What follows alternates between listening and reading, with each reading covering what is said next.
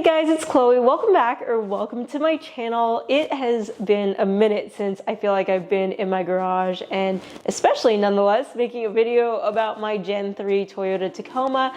But I wanted to just talk to you guys, give you some updates, and also some other things you could probably tell by the title of this video. So my 2019 Tacoma behind me, Silver Bullet, as actually one of you subscribers that I met at an event named it. I never officially had a name for this truck. I always just called it Taco, short for Tacoma, but I do like the name Silver Bullet a lot. It is about to hit 75,000 miles, and also it just crossed its 5th birthday. Well, 5th birthday being 5 years from the day I bought it, March 30th, 2019. And since we're at a 5,000 mile maintenance mark, I'm about to do some DIY at-home maintenance that I'll be showing you guys all in this video.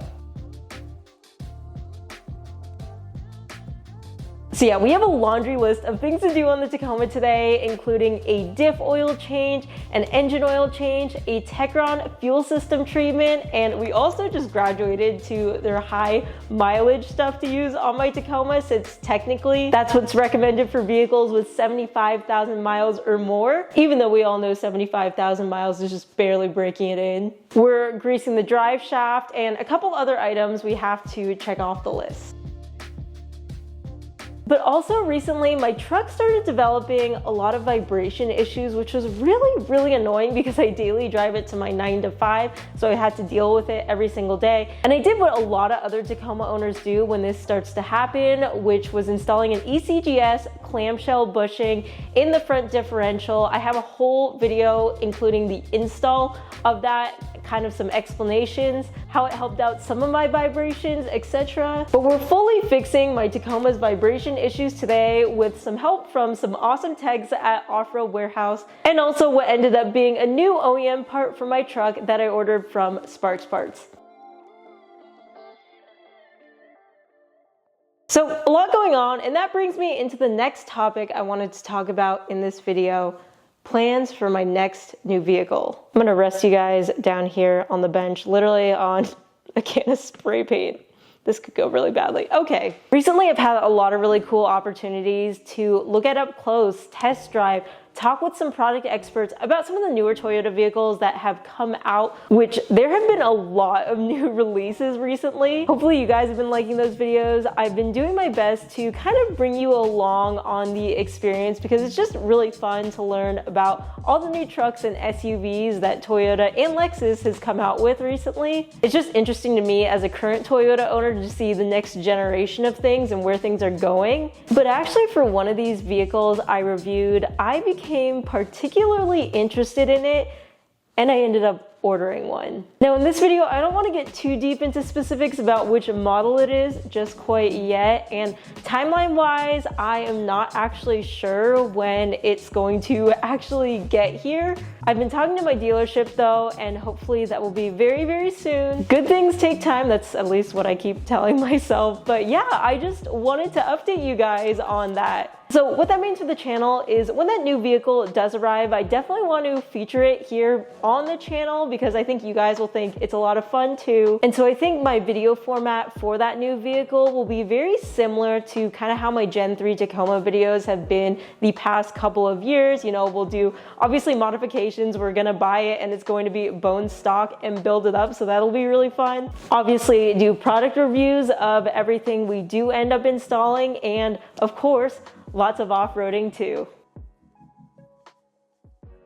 So what does that mean exactly for the Silver Bullet behind me, my Gen 3 Tacoma? Am I going to trade it in for this new vehicle? If I keep it, are there still going to be videos here on the channel about it? Well, let me just tell you guys, this truck is my absolute pride and joy. So short answer is I will not be selling it. I plan to take this thing to the grave with me. I still want to daily drive it to work. It's set up really nicely for that right now. I think it's kind of almost in a perfect build state, although I do have one big modification upcoming and a bunch of other little things I need to install in this truck that I think you guys will be interested in. So the build on this Tacoma is not really done. I think this truck is kind of proof that, you know, you never really finish a build. It kind of just starts to evolve. But anyways, the Gen 3 videos on this channel will definitely stay intact. You won't see this truck go away. It is truly the truck I am in love with, have so much passion about, have put so much time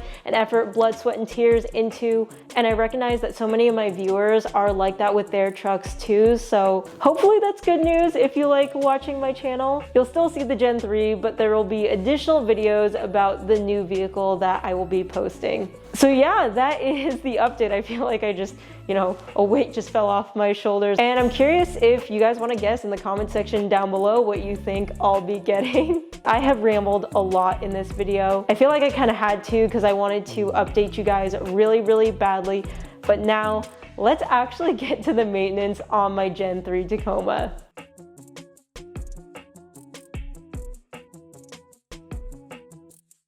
So first things first, let's teleport to Off-Road Warehouse to get those vibrations all sorted out. The techs found out that actually my passenger wheel hub needed to be replaced because the vibrations would start to minimize when they turned to one side, so I ordered a new OEM wheel hub and bearing assembly from sparksparts.com.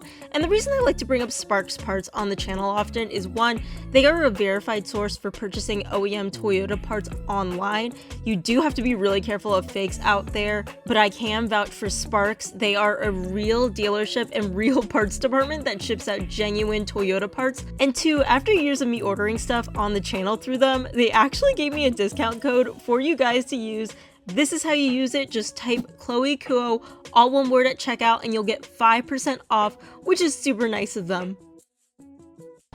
So that's where these hubs came from, and you can see that with these parts, we actually need a press and tools that I just don't have to actually install this myself on my Tacoma. And as much as I would have liked to get my hands dirty and work with a friend who could help me and had a shop with everything we need, that was kind of difficult, unfortunately, for this project. Sometimes it's just easier to take your truck in to get parts installed, and what's cool is here at Off-Road Warehouse, they can install aftermarket hubs for you, OEM ones.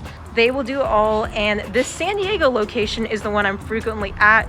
I think the last time I took my Tacoma here was to install these wheels and tires, my Method 706 17-inch wheels, and my BF Goodrich KO2 265/70 R17 tires, if you remember that video. And Derek did a really good job cutting some plastic because I wanted to keep the mud flaps on to get them to actually fit. But yes, today we are here to get the hub installed. Thankful that they're letting me film their hard work and care and dedication for my truck. So yeah, that is what we're doing today. So Austin is our tech today. This guy works fast, and I feel so bad shoving a camera at any tech while they're working, but shout out to him for allowing us to film the process for you all. And spoiler alert, his work ended up fixing those bad vibes, so extra big shout out. Now in this video, I won't go into every single detail of how to replace a wheel bearing, but all he's doing is removing the rotors, axle nut, and then bearing from the knuckle.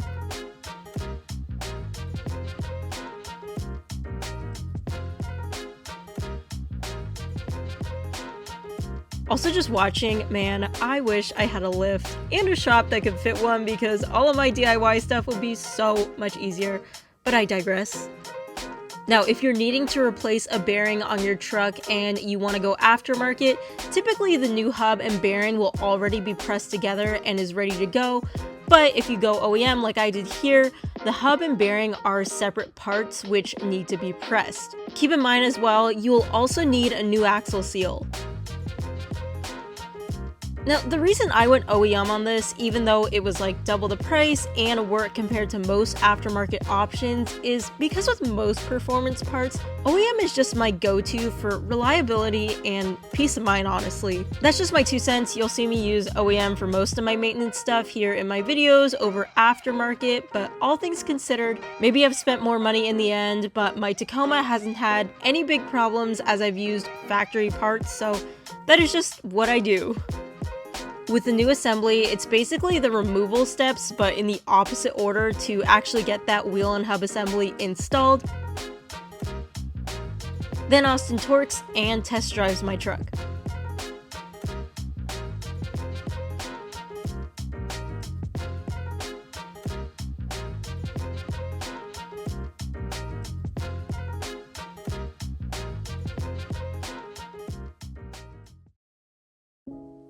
And while I was here, I also got an alignment done, not because a new wheel bearing necessitates it, but because it's been a while and my truck tends to fall out of alignment after a few trips to the desert. So even without any suspension changes, I get an alignment at least once a year. And that's it. Now I wish I had footage from my facial reaction while driving home because my truck was so smooth without the vibes, so thank you Austin and Off-Road Warehouse of course.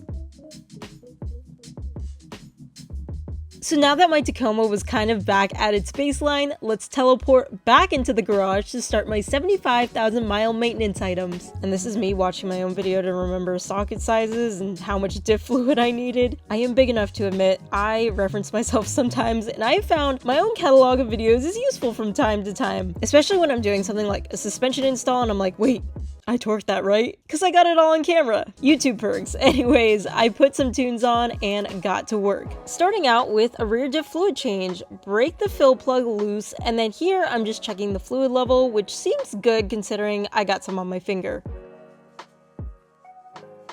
Then, like the superstar YouTuber I am, I was not recording when I broke the drain plug, but here is the tail end of my rear diff fluid draining.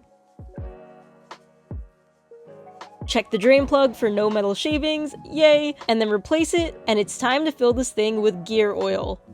75 W90 to be exact, and I find for the rear you need just over 4 quarts.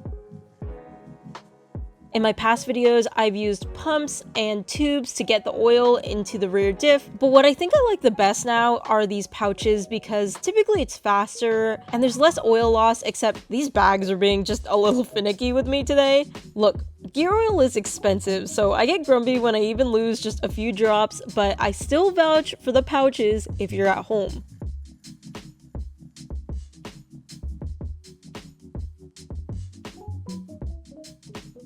Now today, I'm only doing my rear diff because I changed my front diff in my ECGS bushing install video, which was about a month ago. And another one to remember is your transfer case fluid if you've got a 4x4 truck, which I did mine a month ago as well, so I'm not needing to do it today. I do have DIY videos on both diffs. I'll have a link down below in case you need reference. But I just fill until some starts to seep out, then torque everything and clean up, and I'm good to go.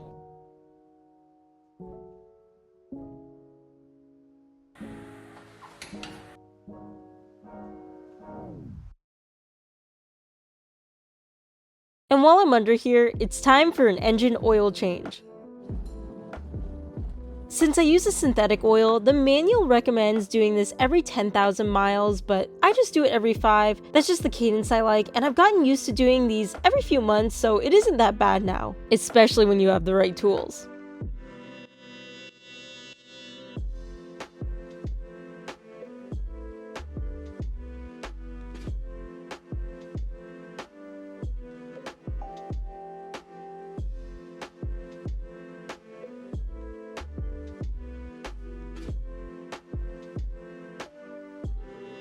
So I always replace my oil filter, and the first part of that requires draining excess fluid out of it, so I use a draining tool and tube from Motovix Tools, along with their oil filter wrench to make my life 10 times easier and far less messy if you've done this before with the little plastic piece that comes in the Toyota filter kits. I actually have a lot of oil change videos here on the channel as well, and I used to not have these specialized tools, and if you watch some of those earlier videos, you'll totally see the difference. But yeah, pick up the Motovix Tools kit. It's totally worth it if you plan on doing more than one oil change at home.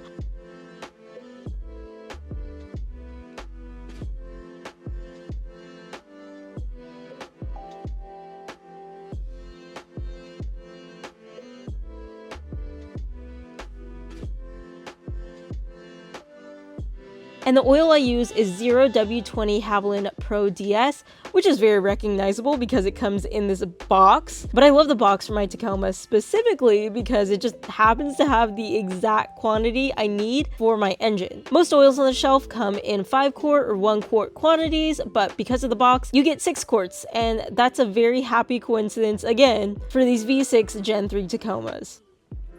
I also noticed I was a little low on coolant, so I topped that off. I used the Toyota stuff, another thing you could pick up from Sparks Parts. And next up is the Techron treatment I mentioned at the beginning of this video, which is an easy complete fuel system cleaning by pouring a bottle of the treatment into my almost empty gas tank. Now, a lot of people have asked me if using Techron over the years on my Tacoma has led to some sort of tangible improvement in driving or maybe gas mileage, and I definitely felt results in my 30-year-old Land Cruiser that had a lot of carbon deposit buildup. Honestly, just everywhere, not even just the fuel system. Like the EGR system, I had to completely clean out and replace parts and everything, which is a story for another time.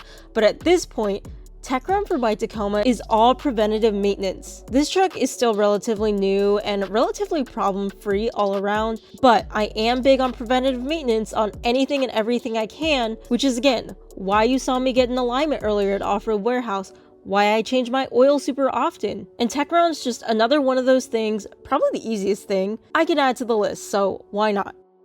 And continuing on with that is periodically changing or cleaning filters. So starting with the cabin air filter, another part I like to go genuine OEM with. It's in the glove box, and when pulling it out, I remembered I changed this relatively recently, so it wasn't that dirty. And when it looks like this, I'll typically just shake it off and put it back in until it's bad enough where I need to replace it, maybe in the next 5,000 miles. Now, my engine air filter. This one is technically washable, and I do wash it with a K&N kit I have, but I've been running it for a while and I'm not sure if this just looks bad enough to actually need replacement. If any of you guys are techs, let me know your thoughts just based on how the other side looks. Now we're on to my workout for the day. Tire rotations. This one is annoying because without a lift, and honestly, if my tires were much bigger, I would consider taking my truck in for this one because of the weight, but thankfully these are manageable for me, which is good because I want to be able to change a tire if I'm alone.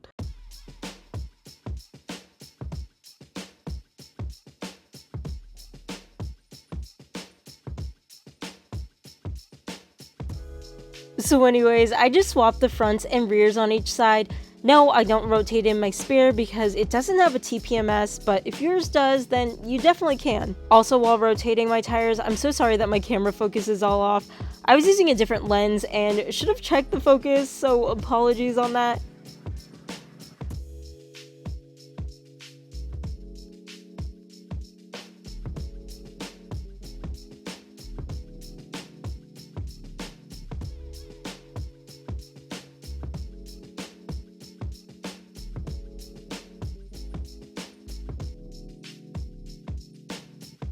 When everything's done, I put the truck down and then I torque all of my lug nuts, of course.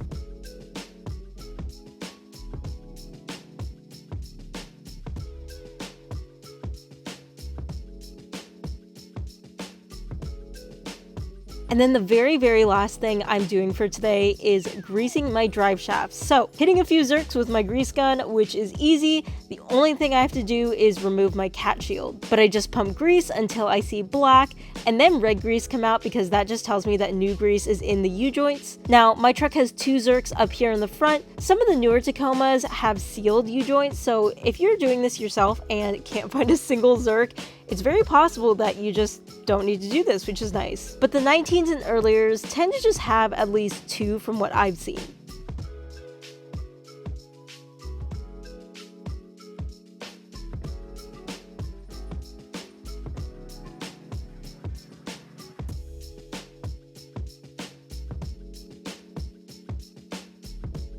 Anyways, that is all the maintenance I'm going to be doing on this truck in this video. Thanks so much for tuning in and making it to the end. I mentioned I'm still building this Tacoma, and since you made it this far, here's a hint/sneak peek of the next big mod coming. If you have any predictions on what I'm doing, leave a comment. But thank you again for watching, and I hope I'll see you in the next video.